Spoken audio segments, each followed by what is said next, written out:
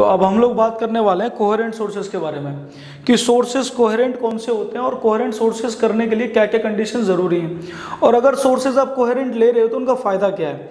चलिए थोड़ा सा मैं पुरानी बातें एक बार वापस से रिकॉल कराता हूँ। हमने अभी तक क्या पढ़ा, हमने पढ़ा कि अगर हमारे पास दो सोर्सेज हैं, कोई एक ये S1 सोर्स और ये एक S2 सोर्स, और ये यहाँ कहीं स्क्रीन पे जाके किसी पॉइंट पे मिल रहे हैं, ये यहाँ कहीं स्क्रीन पे जाके किसी पॉइंट पे मिल रहे हैं, तो इस पॉइंट पे मिलने के बाद ये वाला तो सोर्स हमारा x डिस्टेंस चल के गया और ये वाला सोर्स हमारा x plus delta x distance travel करके गया।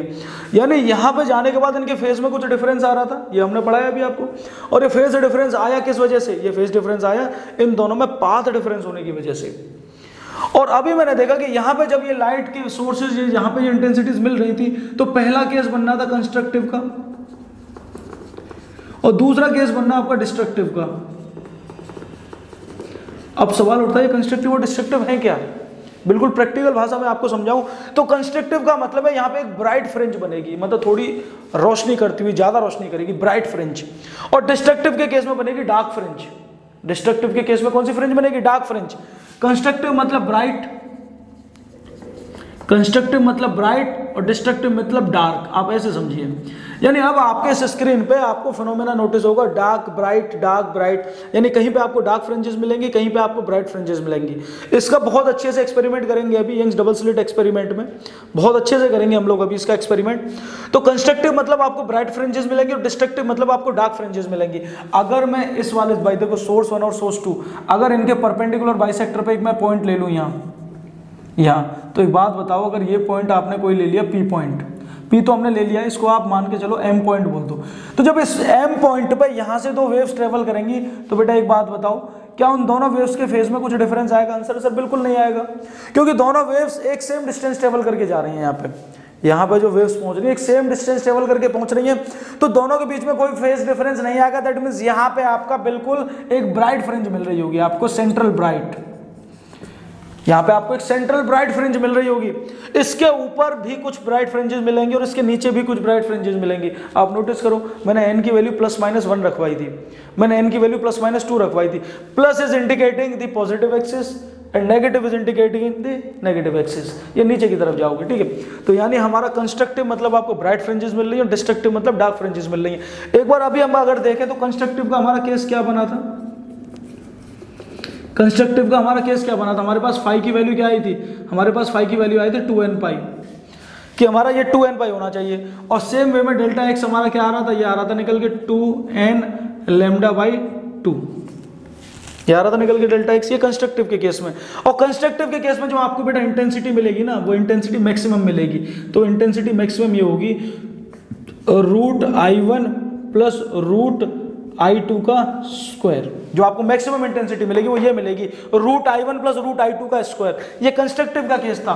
सेम वे में डिस्ट्रक्टिव आपको क्या मिलेगा, डिस्ट्रक्टिव अभी मैंने आपको पढ़ाया था कि आपके फाई की वैल्यू क्या होनी चाहिए, ये होनी चाहिए 2n - 1 × पाई, और डेल्टा एक्स क्या आ रहा था निकल के, ये आ रहा था 2n - 1 λ/2, हाँ या ना आंसर सर बिल्कुल। और भाई डिस्ट्रक्टिव मतलब आपका डार्क, डिस्ट्रक्टिव मतलब आपका डार्क, डार्क मतलब इंटेंसिटी कम मिलेगी, तो आपको इंटेंसिटी मिलेगी यहाँ पे √I1 - √I2 का स्क्वायर। अब सवाल उठ रहा होगा सर आप ये चीज तो पढ़ा चुके हो, आप कोहेरेंट सोर्सेज क्यों नहीं बता रहे? तो मेरा सवाल है बेटा कोहेरेंट सोर्सेज समझने के लिए जरूरी है, जब तक ये चीजें क्लियर नहीं होगी कोहेरेंट सोर्सेज नहीं समझ पाओगे। ये जो आपको फिनोमेना मिल रहा है ये कोहेरेंट सोर्सेज होने की वजह से ही मिल रहा है। अगर ये सोर्सेज कोहेरेंट नहीं होते तो इसमें बड़ी परेशानी आती, यानी ये कंडीशंस बनी नहीं पाती। यानी जो मैं कह रहा हूं कि यहाँ पे आपको सेंट्रल ब्राइट मिलेगी और ऊपर आपको मिल रही होगी फर्स्ट ऑर्डर ब्राइट या B1 या B2, और इनके बीच में कहीं ना कहीं डार्क मिल रही होंगी। और अगर ये सोर्सेज कोहेरेंट ना होते तो जिस पॉइंट पे आपको ये ब्राइट मिल रही है कुछ देर बाद हो सकता है यहाँ डार्क मिलने लग जाए, तो आप नोटिस ही नहीं कर पाओगे किस पॉइंट पे डार्क फ्रिंज मिलेगी और किस पॉइंट पे ब्राइट फ्रिंज मिलेगी आपको। तो अगर आप एक सस्टेन्ड इंटरफेरेंस चाह रहे हो, एक नोटिसेबल इंटरफेरेंस चाह रहे हो, यानी आप नोटिस कर पाओ कि यहाँ पे ब्राइट बन रही है तो ये लाइफ टाइम ब्राइट ही बनेगी, यहाँ डार्क फ्रिंज बन रही है तो लाइफ टाइम डार्क फ्रिंज ही बनेगी, उसके लिए जरूरी है सोर्सेज कोहेरेंट हो, इसीलिए कोहेरेंट सोर्सेज पढ़ रहे हैं। आई बात समझ में? अब बात करते हैं कोहेरेंट सोर्सेज क्या होते हैं।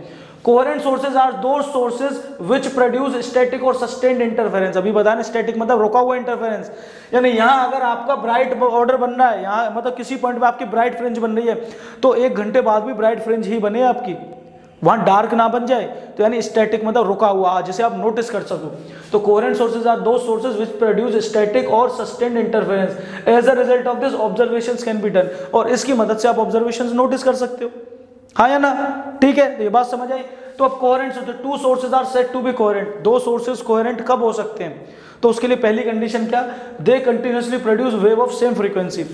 यानी यहां से जो सोर्सेज है ना बेटा, ये देखो ये सोर्सेज, ये सोर्स 1 सोर्स 2, ऐसा ना हो कि आप यहां से एक पल्स निकाल के छोड़ दो, बस छोड़ दी ना, ऐसा नहीं होना चाहिए। कंटिन्यूअस वेव्स निकलनी चाहिए, कंटिन्यूअस, ये कंटिन्यूअस वेव्स होनी चाहिए, पल्सेस से काम नहीं चलेगा। तो they continuously produce waves of same frequency, और यहां से जो वेव्स निकले ना, उनकी फ्रीक्वेंसी सेम होनी चाहिए। मतलब अगर आप यहां से निकाल रहे हो जो फ्रीक्वेंसी है ω1 है, और यहां से ω2, तो ω1 शुड बी ω2 बेटा, ये फ्रीक्वेंसी सेम होनी चाहिए दोनों की, दोनों सोर्सेज से जो फ्रीक्वेंसीज निकलेंगी उनकी वैल्यू सेम होनी चाहिए। और दूसरी चीज, इनिशियल फेज डिफरेंस 0 होना चाहिए, इनिशियल फेज डिफरेंस, और इनिशियल फेज को मैं बेटा डेल्टा से रिप्रेजेंट कर देता हूं, डेल्टा की वैल्यू 0 होनी चाहिए। डेल्टा मतलब आपका इनिशियल फेज, फाइनल फेज हमारा फाइ से डिनोट करके चल रहे थे हम, फाइ से, उसके बारे में बात करेंगे, टेंशन मत लो।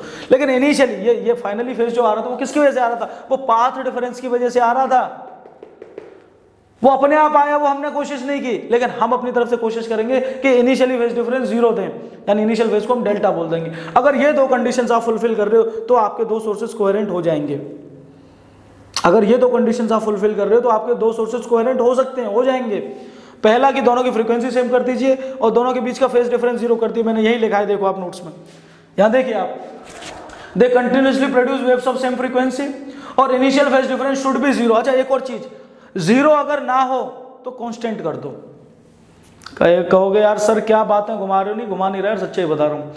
पहली कंडीशन है कोशिश करो 0 हो जाए, और अगर 0 ना हो तो उसे कांस्टेंट कर दो। यार अगर कांस्टेंट कर दोगे तो आप नोटिस कर पाओगे ना चीजें, सोच के चलो, मान के चलो, मैं 2 बच्चों को कुछ पैसे दे रहा हूं, दोनों को 10-10 रुपए, इनिशियली दोनों के पास कोई भी पैसे नहीं, 0, दोनों को मैंने 10-10 रुपए दिए, तो कहेंगे, मैं कहूंगा भाई कितने पैसे हुए तुम्हारे पास, दोनों कहेंगे सर 10-10, तो मैं नोटिस कर पाऊंगा ये 10 रुपए मैंने दिए हैं।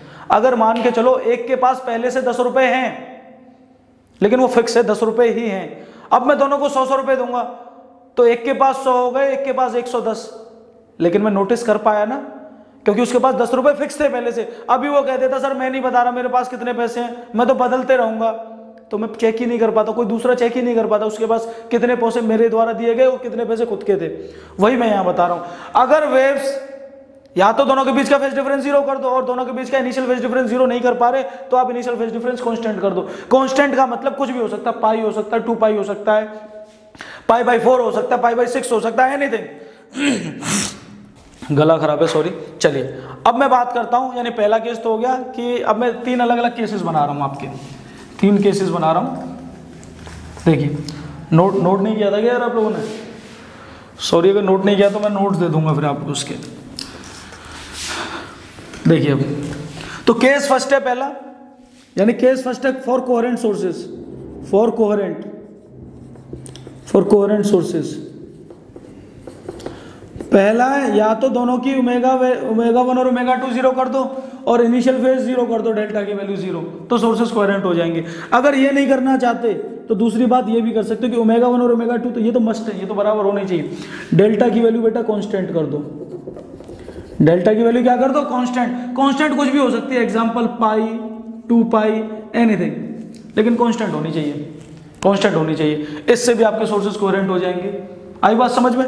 और अगर कोई बच्चा कहता कि सर मैं अगर ओमेगा की वैल्यू कांस्टेंट ना करूं और डेल्टा भी चेंज करवाता रहूं, तो वो इनकोहेरेंट सोर्सेज हो जाएंगे। वो सोर्सेज कैसे हो जाएंगे आपके, इनकोहेरेंट। तो थर्ड केस ये बनता है कि अगर आप डेल्टा को चेंज कराओगे बार बार, डेल्टा को बार बार आप चेंज कराओगे, तो बेटा क्या होगा कि सेम पॉइंट पे जहां पे ये आपको ब्राइट फ्रिंज मिल रही है, हो सकता है इसी पे आपको डार्क मिले, डार्क ब्राइट, यानी आप नोटिस नहीं कर पाओगे। और इस फिनोमेना को बोला जाता है बीट फिनोमेना। तो आपका कौन सा फिनोमेना होगा, बीट फिनोमेना विल हैपन।